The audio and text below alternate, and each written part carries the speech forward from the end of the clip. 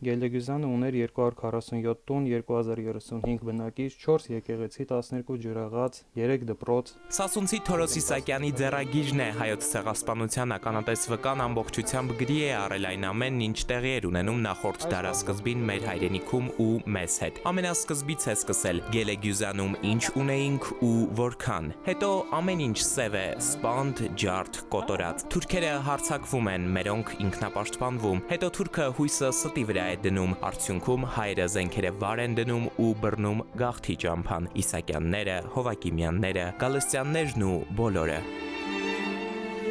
Ազգային պահոցի այս գզրոցներում 100 հազարավոր փաստաթղթեր կան հայոց ցեղասպանության մասին, ականատես վերապրածների վկայություններ, լուսանկարներ, կառավարական որոշումներ ու անգամ նամակներ գերտերությունների առաջնորդներին։ Ահա օրինակ դրանցից մեկը, ամենայն հայոց Գևորգ 5-րդի գիրն է ռուսաց կայսրին, օսմանները կոտորում են հայերին։ Ազգային արխիվում բոլոր փաստաթղթերն են առանձնակի խնամքով պահպանվում,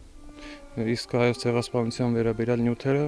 առանձնապես։ Թուրքիան մինչև այսօր չի հաշտվում պատմական իրողությունների, դրանք վկայող փաստաթղթերի հետ ու մշտապես ջղաձգումներ է ունենում դրանց մասին լսելիս։ Թեպետ այնպես չէ, թե դրանք միայն մեր ձեռքին են։ Հյուսիսից հարավ, արևելքից արևմուտք, ամենուր կան թուրքական հանցագործությունների վկայություններ, իրենք էլ ունեն, տեղն էլ լավ գիտեն։ Պատմական գիտությունների դոկտորն ասում է, իրենց ժխտողականությունը համապետական քաղաքականություն է, կեղծիքից չեն խորշում։ Պատմաբանները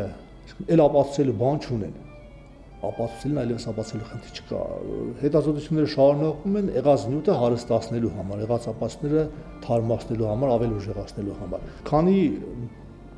Թուրքիան համարձակություն չունի առերեսվելու պատմական իրողության հետ, այո, սա իրենց համար չասենք բնական, բայց իրենց այս պահին որդեգրած պետական դիրքորոշումն է։ Իսկ միջազգայնատյաններում ինչ նշանակություն կարող են ունենալ արխիվները եւ ինչպես է պետք դրանք դատական սեղաններին շարել։ Միջազգային իրավունքի մասնագետի համոզմամբ նախ պետք է 110 տարի առաջ Օսմանյան կայսրությունում եւ ընդամենը 2 տարի առաջ Արցախում տեղի ունեցածների ընդհանրություններն ի ցույց դնել։ Այն իրադարձությունները, որ տեղի են ունենում այսօր, մասնավորապես Ադրբեջանի կողմից եւ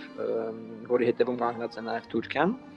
հնարավորություն են տալիս եւս մեկ անգամ փաստելու եւ որոշ բաներ ապացույցներ բերելու, որ այստեղ կա ուղիղ կապ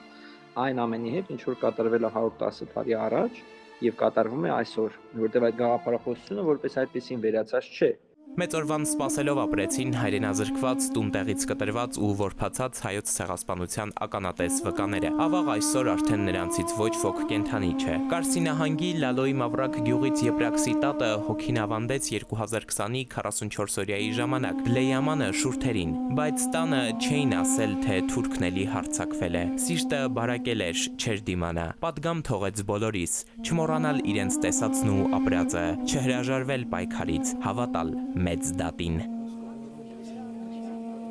Էդուարդ Պողոսյան, Զոհրաբ Քարամյան, ժամը լրատվական։